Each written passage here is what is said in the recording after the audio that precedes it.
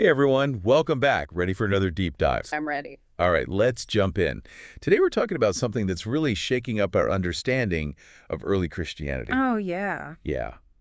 It all starts with an archaeological discovery in Frankfurt, Germany. Mm. We're talking about a 1800-year-old amulet, super tiny, found buried with a skeleton.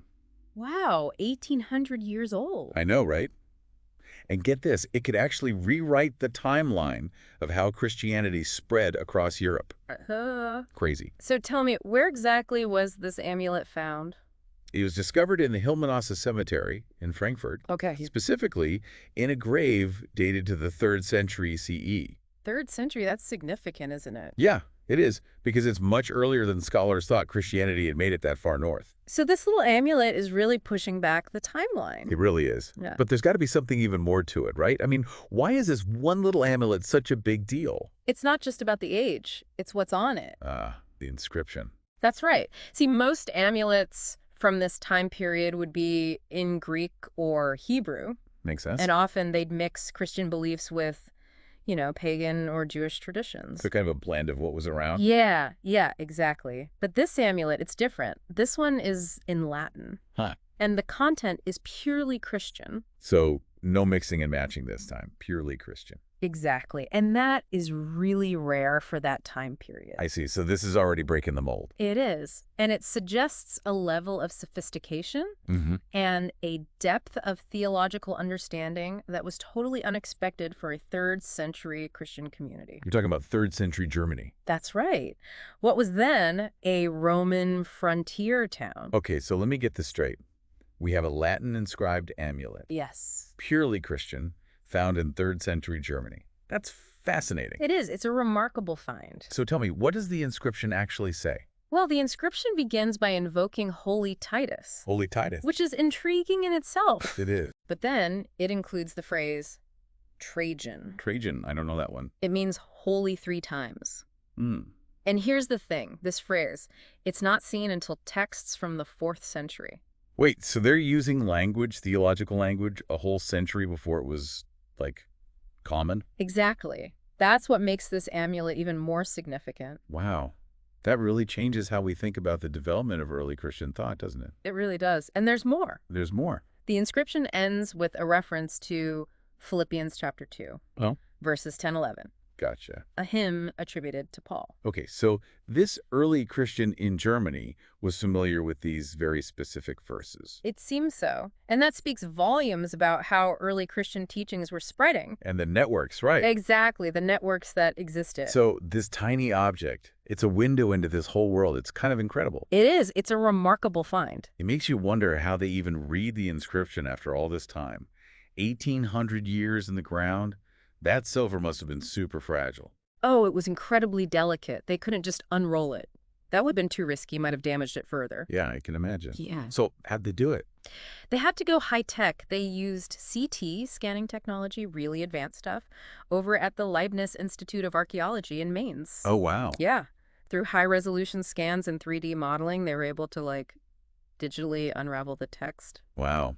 So this tiny piece of silver has not only survived all that time, but has been brought back to life with cutting-edge technology.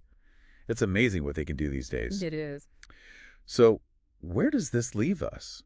We've got this unique amulet, an early Christian community in a very unexpected location, and a lot of questions about how and when Christianity actually spread. Right. So we've stumbled onto a historical mystery. Yeah. Tell me more about amulets in the 3rd century. What were they for?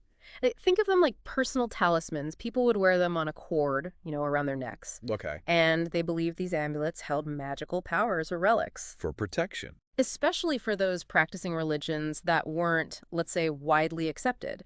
It gave them a sense of comfort, security. So this amulet, it's not just an object. It's a glimpse into the life and beliefs of an early Christian living in a world that wasn't always friendly to their faith. Exactly. It's a powerful reminder that history is made up of individual stories. It is. And experiences. And this one is challenging us to really rethink what we thought we knew. Absolutely. About the spread of early Christianity. And about the Roman world, how complex it really was. Exactly. It really makes you think, this amulet, about how Christianity actually spread, you know what I mean? Like, we always hear about this one narrative, Right. but this little amulet, it's like, whoa, hold on, maybe there's more to this story. Yeah, exactly. It really highlights how much we still don't know about early Christianity. It's true. Like, if it was already established in Germany, this region, by the 3rd century, well, then we have to rethink things. Rethink how it got there, you mean? Exactly. Was it trade routes? Could be. Or military movements? Yeah. Or maybe, personal networks. Like people just talking to each other, sharing ideas. Exactly, exactly.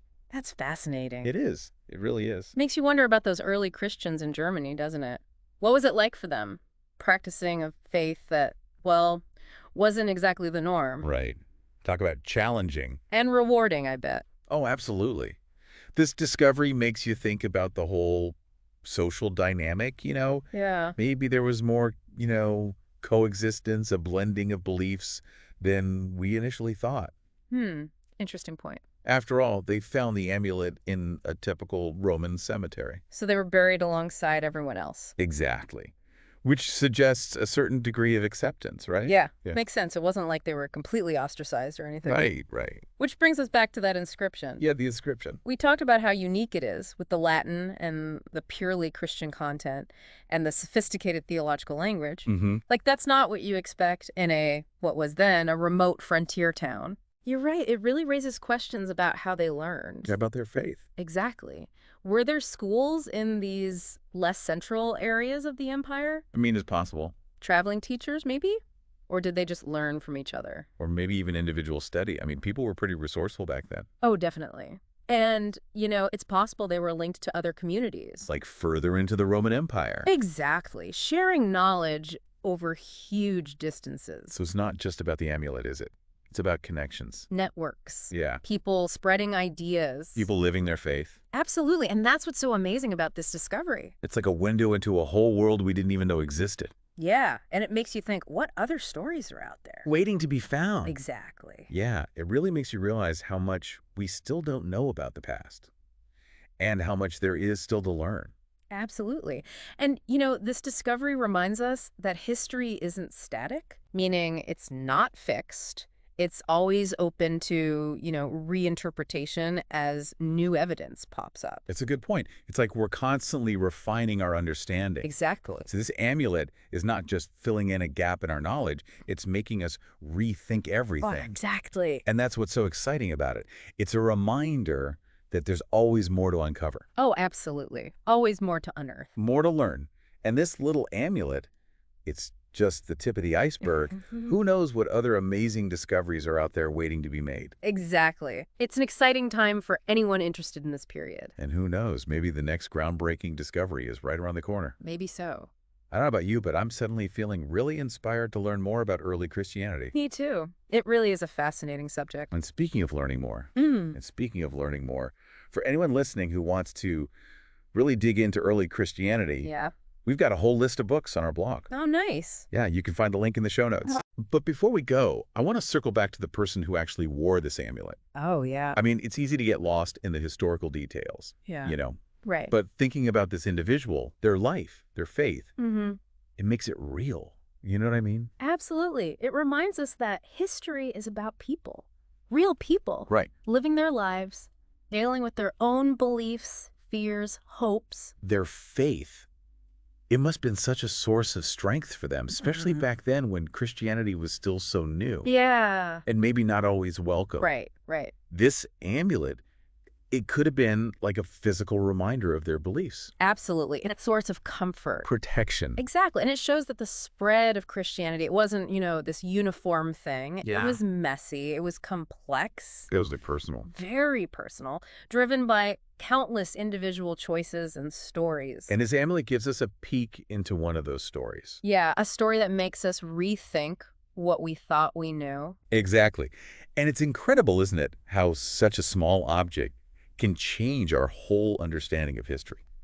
It is. And it's a good reminder Of what? that we need to keep exploring, keep asking questions. Stay curious. Exactly. Be open to new ideas. Because who knows what other secrets are out there just waiting to be discovered. Maybe there are more amulets, more stories, more pieces of the puzzle, right? The possibilities are endless, and that's what's so exciting. It is. It's like history is this ongoing conversation. A journey. Always something new to learn. Always something new to discover. Well said. So, as we wrap up this deep dive, let me leave you with this.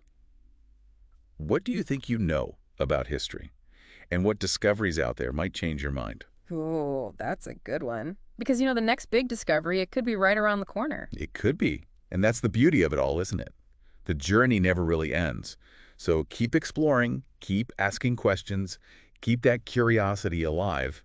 And hey, if you're enjoying these deep dives with us, don't forget to hit that subscribe button. We'll be back soon with another adventure into the past. Until then, happy exploring.